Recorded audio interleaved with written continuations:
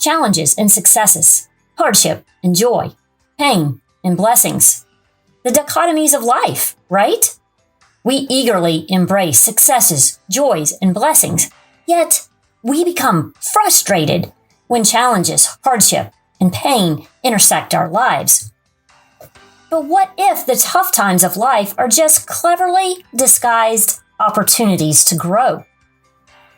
Resilience, strength, wisdom, courage, and grit are grown when we embrace and choose to learn from those challenging times of life. I invite you to tune your ear to the lessons and insights my guests gained when they fought to overcome the tough times that intersected their lives. Consider how their strategies, mindsets, and habits equipped and empowered them to grow, even thrive, despite the challenges they faced. Welcome to the Challenges Won't Stop Me podcast. I'm your host, Melanie Brown. I'm honored you've chosen to listen to this episode. I believe you will be encouraged and inspired to seek to grow through your challenges. Let's keep moving forward.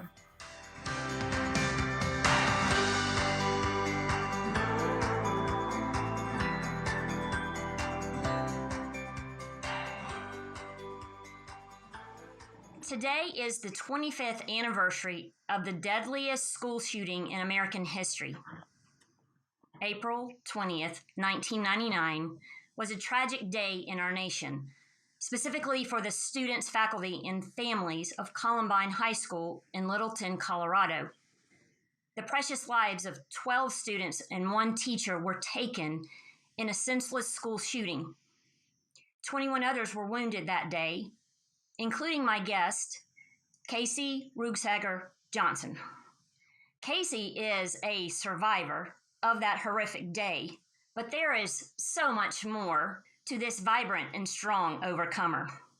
She is wife to Patrick, mother to 4 precious kids, author of Over My Shoulder, a Columbine survivor's story of resilience, hope, and a life reclaimed, a speaker, and a spokesperson for bone and tissue donation. Welcome, Kacey. Hi, thank you for having me. I'm grateful for your willingness to share your story about that day and about all the ways that you've seen God throughout your life. Absolutely. Yeah, it's his story, and I'm happy to share it. It is his story. Isn't all of our stories his story? It took a lot for me to figure that out, but yes. Yes. It's true.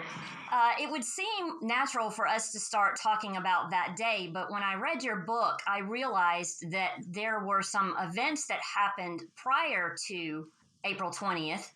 I felt like they were very significant because you pointed out why those events shaped you and prepared you for that day. If you would just share about some of the challenges that you faced prior to that day in Columbine that helped shape you and made you ready for that day. Oh, absolutely. It is interesting how my parents will say that the year before Columbine was actually the harder year for our family.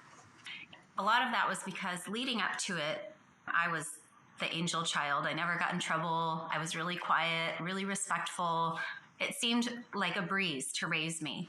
And then suddenly my sophomore year of high school, everything fell apart, like overnight. It was March of 1998, and I had come home to learn that my best guy friend, Mark, had committed suicide the night before. Obviously shocking and unexpected to all of us. And my group of friends and I, being 15 and 16-year-old teenagers, had no idea or ability to handle that with any kind of maturity. Our emotional responses were so out of control. And a month later, Mark's best guy friend, Luke, also took his life. So we were just spiraling in this cloud of darkness that was hovering over our friend group. And I really lost it. I just had no idea what to do. I was angry at God. I was angry at everybody. I was angry at my parents for trying to help me because I wanted to handle it myself, but I had no tools to do that being so young. So everything was hard in life at that time, to the point where I thought Mark and Luke got off easy by not being here to deal with it anymore. And I wanted to be in their position. And word got out to my parents that I was suicidal. And I mean, God bless them. They took over and fought for me when I couldn't fight for myself. They had gone to counseling and didn't want to push me over the edge, but at some point, a counselor told them to act like parents. And that's what they did. They took over everything about my life. That ultimately is what helped pull me back into the light of God and the light of goodness and recovery and healing from such a hard loss. And then when Columbine happened, and fast forward months afterwards, you had said something in the book that it took my breath, because I thought, wow, for you to have this understanding just a few months afterwards that God had been using those events prior to Columbine to get you ready for it, to prepare you for it. You hadn't dealt with challenges like that before, and now all of a sudden you have this strength welling up inside of you that is sustaining you during those very, very difficult days after Columbine. At such a young age, for you to have that realization is very mature. Yeah, and it wasn't a choice on purpose, right, to be mature about it, but God just had to let me and my family know that we could do hard things. And he used that year before, because not only did Mark and Luke die, not a month later, several months later, a third boy in our group died. And then my horse trainer, who I'd traveled the country with every weekend, also passed away. So these 4 losses really forced me into stepping back and appreciating life and seeing how God was going to work any good out of that, and how he would bring me back from such a dark place and who he would use in my life to do that. And so a year after Mark's death, was about a month before Columbine happened, I was in a really good place. My family and I had overcome that hard year. We were looking forward to a really great spring in '99. How much of the faith that your parents brought you up in at that point in time did you have? Was it your own personal faith, or was it something that you just followed because mom and dad asked you to go to church? I'm sure it was part of both. I mean, I was raised in a Christian home. We were at church every Sunday, and our family friends were all part of my parents' Bible study. But I became my own believer. I had my own faith starting when I was 8, when I accepted Christ as my Savior. And so I definitely trusted God, but I was still so young and naive to know what that even meant. Sure. In terms of when life is hard, because life had always been so easy up to that point. So when I was really angry after Mark and Luke died, it was really this, I mean, obviously a spiritual battle, but also me just choosing God back. He was choosing me the whole time, but I was so busy shoving him away because I was angry and hurting. Once I started being forced to only go to youth group, that was the only place I was allowed to go when I was really struggling, God just showed me his light. And it was so easy to choose him over the alternative being offered to me. What a blessing that you had that faith going into that horrific day. While it may not have been this extremely top of mind every single moment, it was that foundation that God was in you, and he was doing everything that his word says, all the promises. He was with you and strengthening you and fighting for you. How beautiful. The quote that I was referring to earlier was from your mom. Your mom said, "It was the year that God took her down to the studs and rebuilt her from the ground up."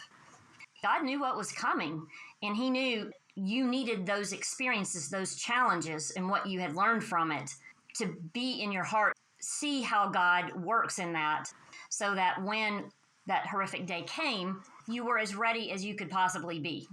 You had learned that you could do hard things. Take us through April 20th, 1999, telling us where you were, what happened in those places. There are very much God moments in there, and I know that you will definitely highlight those for us. Absolutely. Yeah, April 20th was a Tuesday morning in Colorado, which is beautiful springtime. And it really started like any other morning until I stepped into the garage to drive to school, at which time I just had this nudging on my heart to turn back and tell my mom that I loved her. Interesting, because while my mom and I get along really well, we were never super lovey-dovey. I'm definitely daddy's girl, but for some reason I just had this feeling I had to tell mom I loved her. So I turned back inside And I hollered up the hall. I said, "Love you, Mom." And she said, "Love you, Case." And I took off to school like any other day. But come lunchtime, I went to the locker that I shared with my best friend. And every single day we met at my locker, our locker, and drove home to my parents' house because my mom would have sandwiches and cookies, and we would have about 12 minutes to eat at my parents' house before we'd have to be back at the school. But my mom faithfully served us every single day just to get those 12 minutes with us. Well, this day, my best friend didn't come to the locker, and I couldn't figure out where she was and wandered the school looking for her. And by the time I got in front of the library, headed out to my car, I realized I don't actually have time to go home for lunch anymore. So for the only time that year, I made my way into the library, sat by the back window in a chair, and pulled up some silly gossip magazine just to kill time. But it was shortly after that, just a few minutes, a teacher came racing in to the library, screaming at us to get our heads under the tables. There were boys outside with guns. You didn't hear about this a lot then, these kind of events. And so we all just kind of paused and looked around and looked at each other, confused. Like, what is she talking about? But then we could hear the pops outside happening, the gunshots. And she was so frantic and panicky that we knew this was real. So I made my way.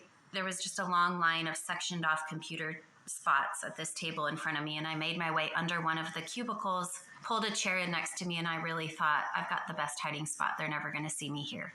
And I started praying. What else can you do? I'm sitting there terrified. She's screaming at us, and then she's silent because the boys are coming in the library with their guns, and they're yelling and they're shooting, and it doesn't matter who is in their way, whether they know them or not. They're telling us all we're going to die. And the only words I could pray were, "God help us." That was it. I couldn't come up with anything else. Oh. So I'm sitting there, crouched down, praying, "God help us." And the most amazing moment of my life happened next, which was as the boys entered the library, it was like this rolling across the floor in front of them that came and hit me in the stomach, is what it felt like. And it was so heavy and so dark and crippling, really took my breath away. But just a moment after that, as the boys started getting closer and the gunshots and pipe bombs started getting closer to me, I felt a hand on my back, like firmly placed on my back. And I thought to myself, when the hand touched me, I thought, nobody fits in here with me. Who's that? So I turned around to look, and there was nobody there, but the hand was still firmly on my back. And with the hand came this blanket of peace that pushed back that darkness that had hit me. And I knew I was going to be shot.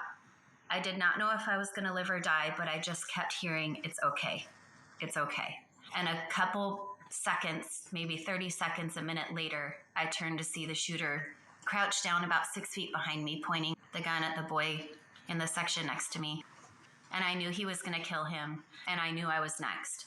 So I turned around and plugged my ears and crouched as low as I could because he was going for headshots. And my shoulder got in the way. I remember the shot that hit me. And as I fell forward, it knocked the wind out of me, and he told me with very bad language to quit my complaining. And I thought, he's going to shoot me again if he doesn't think I'm dead. So I quit breathing, laid there, closed my eyes, and he moved on, thinking I was finished. When a few minutes later, could tell just by listening that they had gone further away from me, and the girl next to me whispered, "Are you alive?" And I thought, oh, it's okay to start fighting for life now. So I looked at my wounds. They were devastating. My shoulder was completely shattered to dust. It had gone through my hand, straight across my neck. I was struggling to breathe. I couldn't move my arm at all. And all I could do was just try to stop the bleeding and stay alive. I was bleeding out really fast. And then a minute or two later, the two shooters had gone downstairs to the cafeteria. And that's when there was just this mass exit from the library out the back door. So all these survivors were running out, and I couldn't get up because I couldn't push the chair out. So a boy came and helped me to my feet. And then after a long process of running through fields, getting in and out of cars, I finally ended up in a triage area in the front yard of a neighbor's house where they were tending to the wounded, and ambulances were coming to pick us up.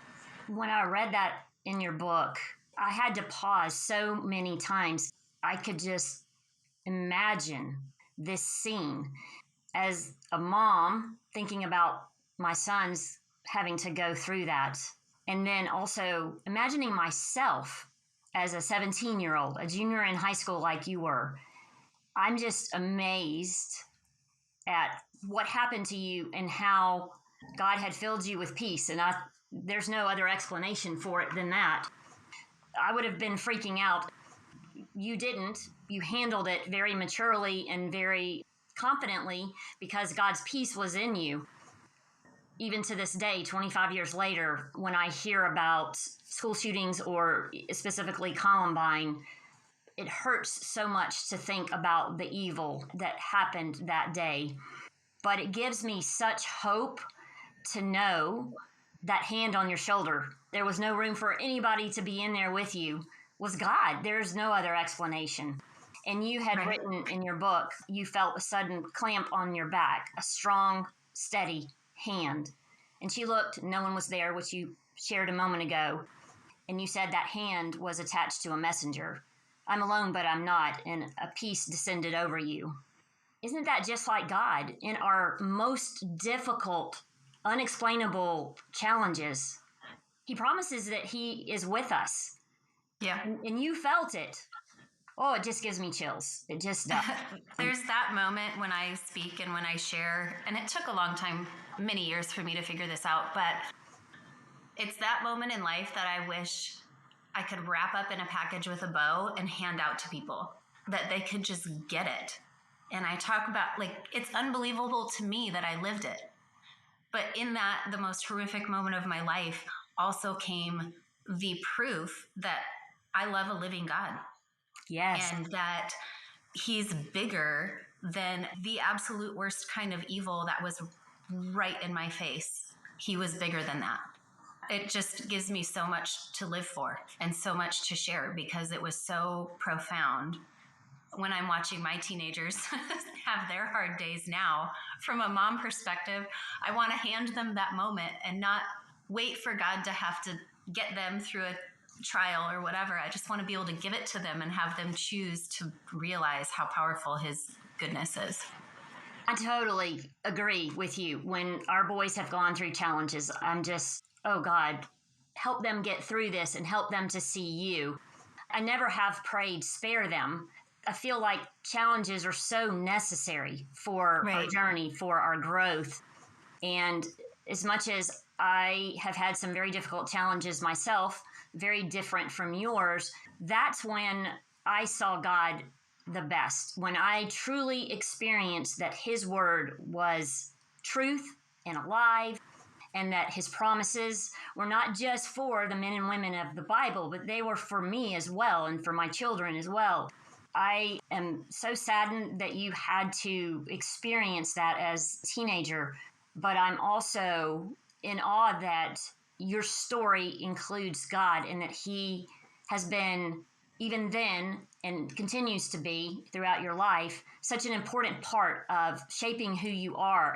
Those moments, as difficult as they were, share how you grew from that.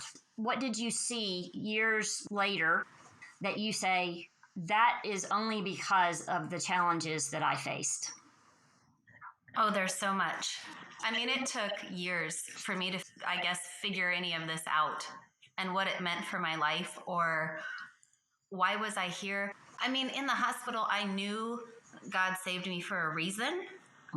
What that would be, why me, I don't know. I'm not any more important or special to Him or loved by Him than any of the others who survived, weren't hurt, or whatever. But I just knew I was getting a second chance at life and He was going to help direct me what to do with it. It just took a long time for me to figure it out because I had really horrible PTSD. Yes. For many years, crippling. I struggled to live normal. I call it a broken brain where I saw threats that weren't real. I just didn't know how to function very well. I did manage to go to college and get my nursing degree, and that was super exciting to me because my nurses at the hospital had served our family so well, and I wanted to be able to do the same for others. Yeah. But it was, I think, when I started having kids, is when I started really figuring it out. And that was because I didn't want my brokenness to impact their life. Yeah. I didn't want the fears that I was still living with and the anxieties I had or the nightmares I was living with constantly to impact them and give them any negative experience because of what those boys had done to me. But that was a really hard transition in my life because it was scary. I'd become so comfortable in the trauma that I knew and how I was just surviving it. I didn't know how to get out of the surviving and into the thriving. And I wanted to be thriving as a parent and not simply surviving, having kids and sending them to school, which was really scary for me. I cannot even imagine. And I think the biggest turning point for me was the day that Sandy Hook happened. So that was about 13 years after Columbine. And my kids were the same age as the children who were lost at Sandy Hook. And I went backward 13 years in healing. I was devastated. I could not function as a mom. I was scared to leave the house. I felt like I was failing because I thought, this is 13 years later. How am I still struggling with this? And my husband was so sweet. And he said, when you're feeling like this, go clean the closet or distract yourself or, and I thought that's just a Band-Aid. But this is a moment for deeper healing. God has something for me in this brokenness. And that's when I started looking back and thinking about that hand that was on me and believing that every one of the kids at Sandy Hook also had God with them. And that no matter where I sent my kids, the same hand was available to them that was with me in the worst moments. And I started realizing that's what I'm going to choose. And this one verse completely got me that day. I just dove into my Bible when I was really broken. And God took me right to Romans 8:2, which says, "For the law of the Spirit of life has set you free from the law of sin and death." I was still living under the trauma and evil intentions that those boys fired into my life with a bullet, with their actions.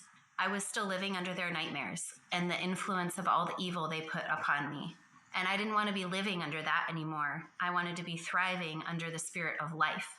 If I'm here and I have this opportunity to be living that 12 of my classmates and one of my teachers didn't get, then I ought to be thriving. I ought to be living it up for every moment, giving God the glory and just telling the world about this story of the Spirit of life that is so much bigger than what sin and death can do to us.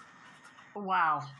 That's very beautiful. And I was going to ask you the question about the difference between surviving and thriving, and you beat me to the punch. Sorry. No. Don't apologize. I love how you explain that. It just really does sum up what happens to us that is meant for evil. God did give us, and He wants us to have abundant life.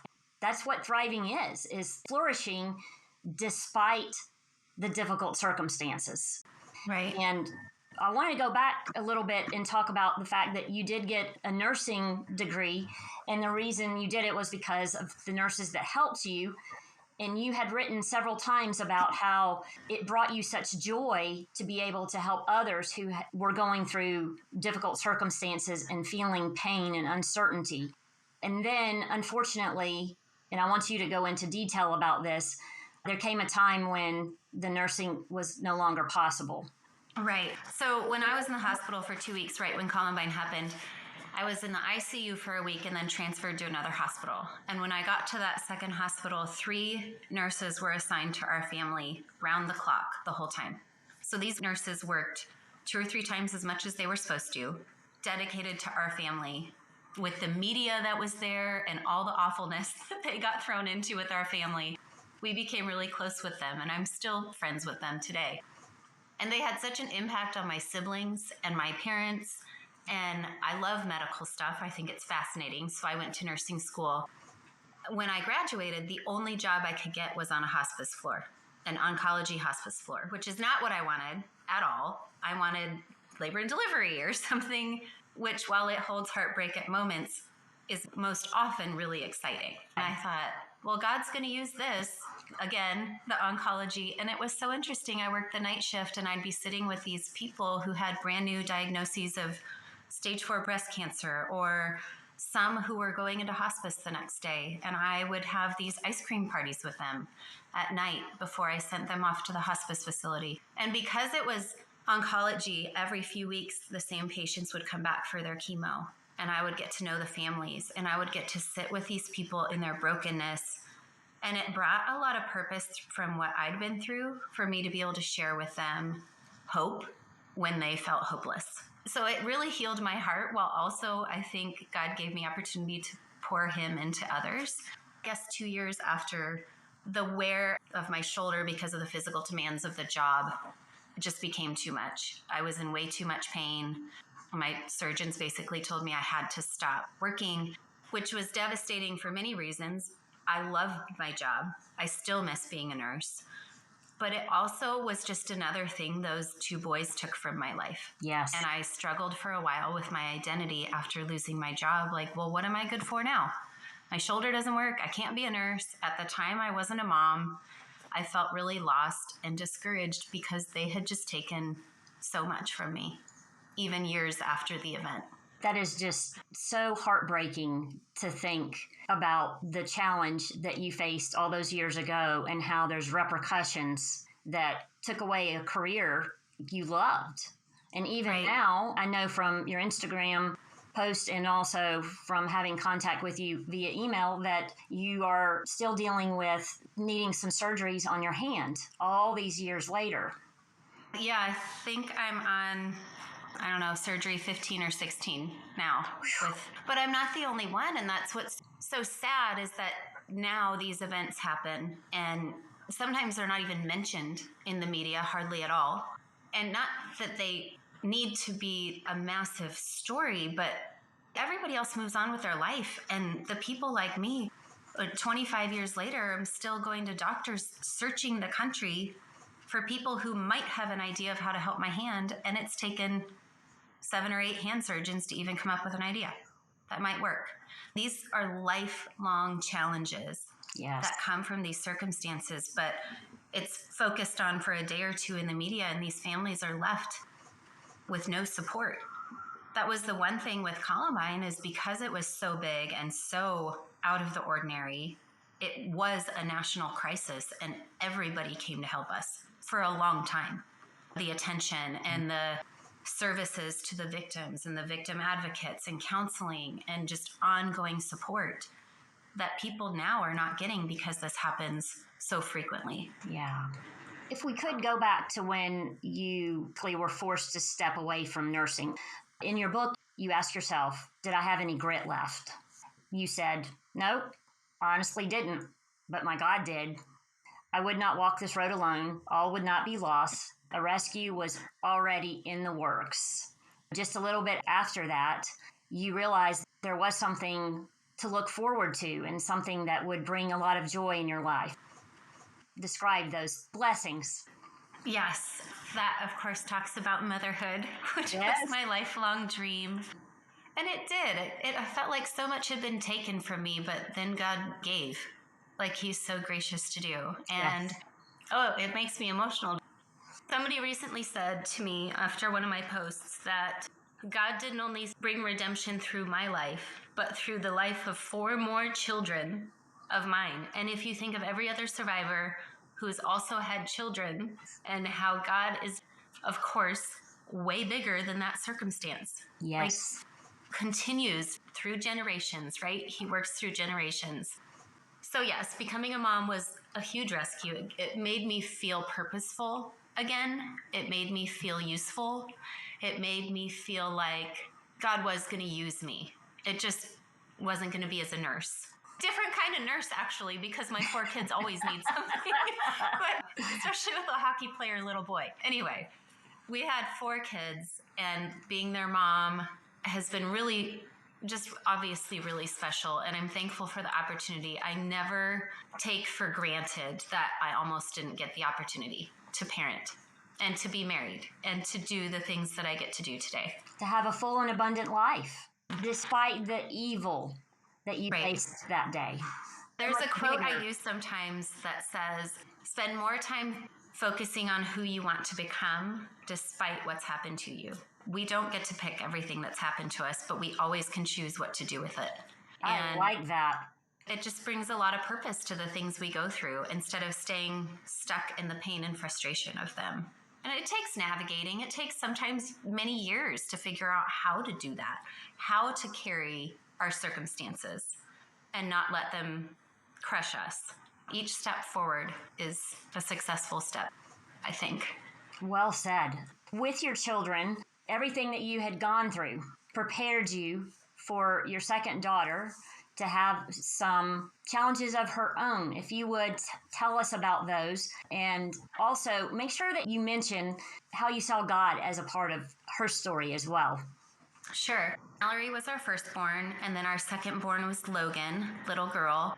And she was just not meeting developmental milestones as well. And we just started to know something was off. It was really hard. She was a very hard baby. And we realized 6 weeks after her birth that she had this eye disease called aniridia, which means that you don't have the colored part of your eye. So she has no iris, but it's so much more than that. Like risk of malignant kidney tumors, blindness, nystagmus, the shaking of the eyes, just so many things, glaucoma, cataracts, low vision. I knew right when we got the diagnosis, my first thought was, God is going to use her in big ways. Use this in her life, which honestly is not something I think I would have been able to think or believe had I not been through what I'd been through. So then I knew right away all the challenges that God brought me through were worth it because I'm going to be able to parent her in a way that somebody else couldn't. So he chose Patrick and I as her parents on purpose, knowing that all the work he'd put into my life was going to pour into her life. When I look back and think about that, it's just amazing. It just makes every challenge I've overcome, he used it. None of it was wasted. And so as she's grown up with her own challenges, she does have low vision. She's been on clinical drug trials to help save her vision. She struggles in the classroom. There's things she can't see. It's heartbreaking to go to the zoo with all our kids, but her not want to be there because she can't see the animals. It's hard. It's not easy. But what's been amazing is she gets to watch me, I guess, struggle gracefully with the physical disabilities that I have. I've had to learn to adapt and overcome and make the most of it. Amen. And I get to be a daily example to her, which sometimes on my hard days is very humbling because I want to complain or I want to grumble. But then I realize I am her example of how to struggle gracefully and how to admit that it's hard, but also find a way to overcome, find a way to laugh that day about the struggle or find a way to adapt. I'm just so grateful that I get to be her mom. I think I might be crying now. I mean, that was just absolutely beautiful. In fact, when I read about her birth and the diagnosis, you had written a daughter with disabilities, ? But I'm a disabled mother. Right.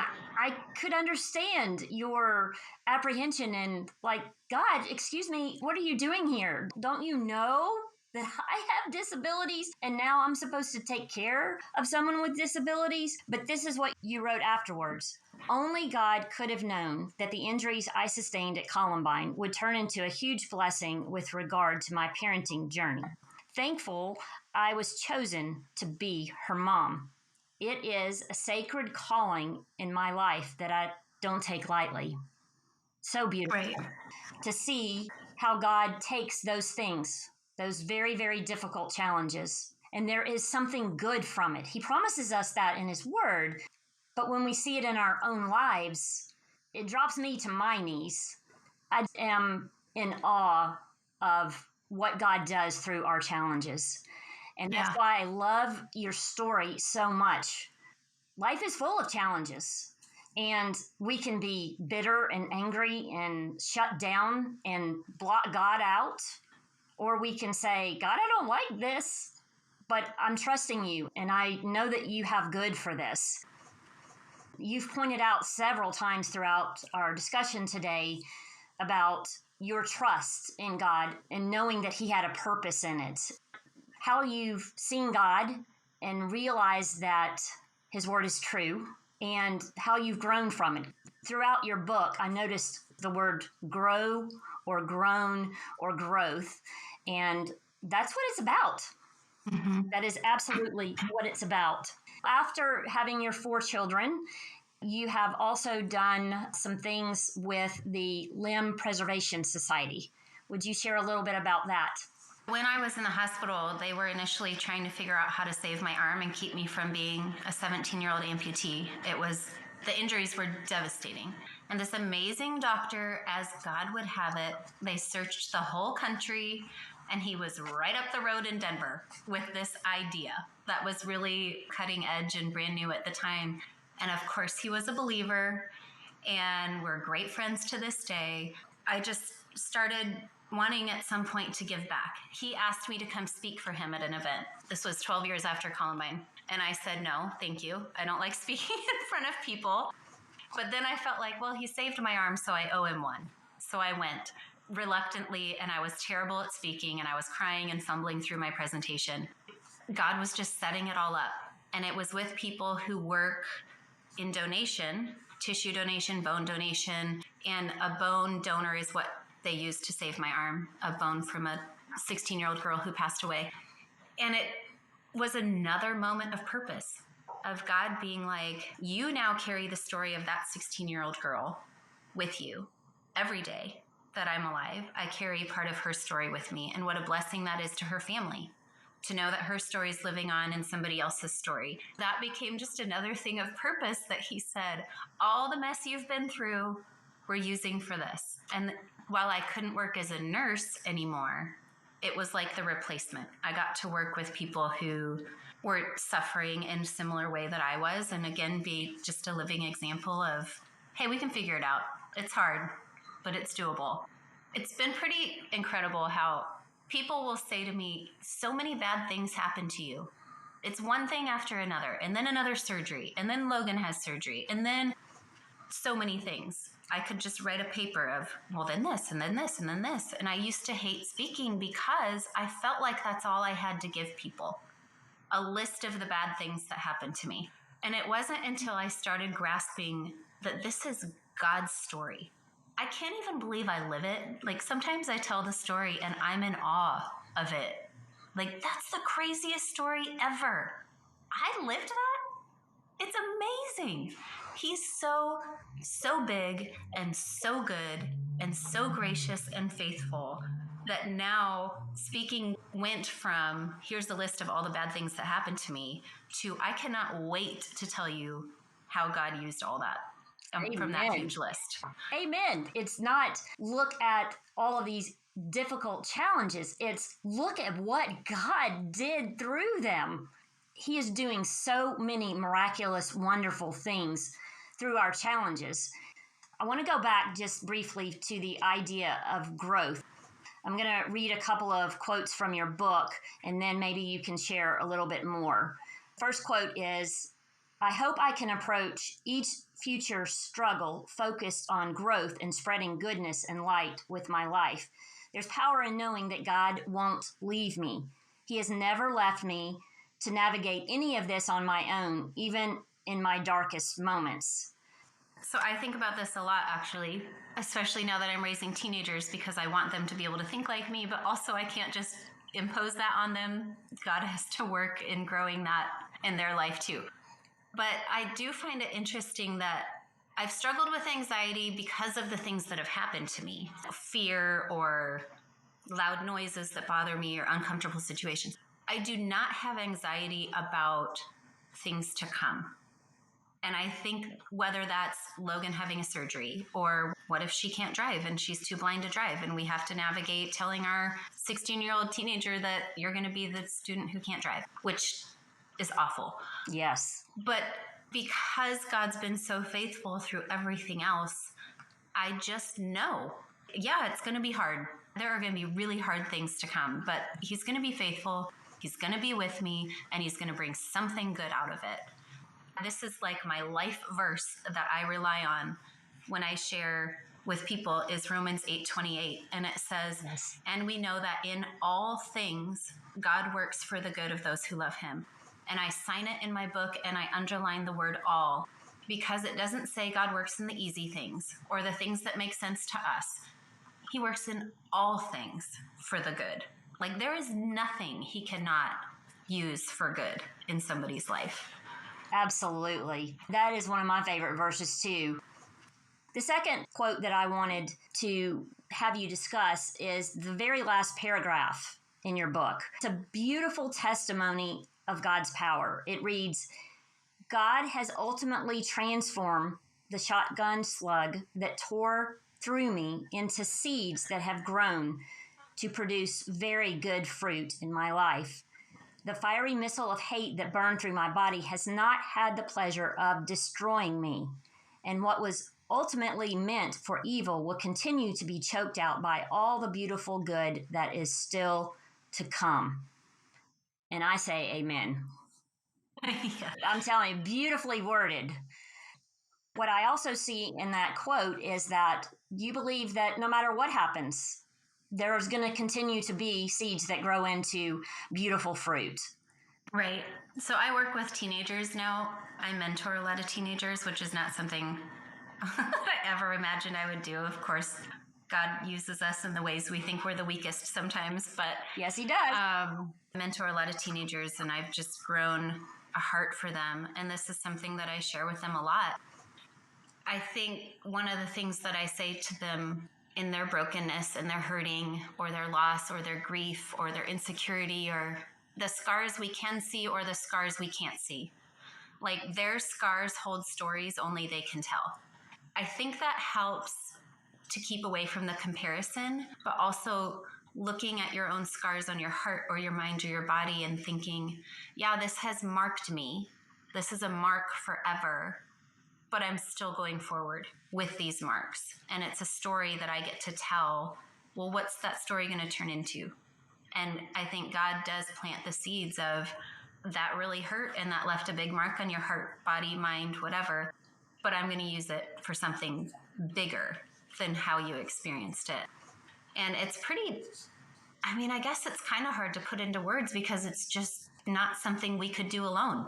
Like, it requires the bigness of our living God to work on our behalf in such horrible circumstances that we can't make sense of as broken, sinful people. I love that you mentor and that you're sharing that and helping young people see that the scars they have or the challenges that they face can be used by God. What encouragement would you share with someone who is going through a very difficult challenge? Keep going. This moment you're in is not your forever. I think that's where we get stuck. When it's really hard, we think this is our forever. And it's not. Another day will come, and each new morning is another opportunity to start over, start fresh, take another step forward. We messed up yesterday, or we felt angry yesterday. Today's a new day. A quote that I use a lot is that none of us knows the number of our tomorrows. And even when they're hard, if you get another tomorrow, live it up. It can be gone in a second. Another thing that I like to share with the supporters of the people going through the hard things is sometimes when we're supporting people, we just want to take it away. And in trying to do that, we almost dismiss what they're going through. Like, oh, it'll be fine. Or you're going to get through it, which we mean as encouragement. But when you're the hurting person, because I've been that hurting person a lot, it can feel very dismissive or very much like, just get over it. Instead of, as the support person, learning how to help them carry it. Like, we can't take all the burdens away, but we can support them while they carry it. I think just in today's world, people need help carrying the burdens and learning how to, and not just turning them off. I love that you included the support people, helping people walk through and journeying with them, even if you just listen well and just say, I'm here with you, and say, I'm sorry. Those are very powerful words and very healing words. I wanted to direct the listeners to your website, which has additional information about you and ways to connect with you, and that is at CaceyJohnsonSpeaker.com. You are also on Instagram and Facebook, Kacey Johnson Speaker. Kacey, it has truly been an honor to spend time with you today and for you to share your story, not just about your experiences at Columbine, but all the other challenges that you have been through and about all the ways that you've seen God throughout your life. Thank you so much for having me. I'm just grateful God's given me a story to tell.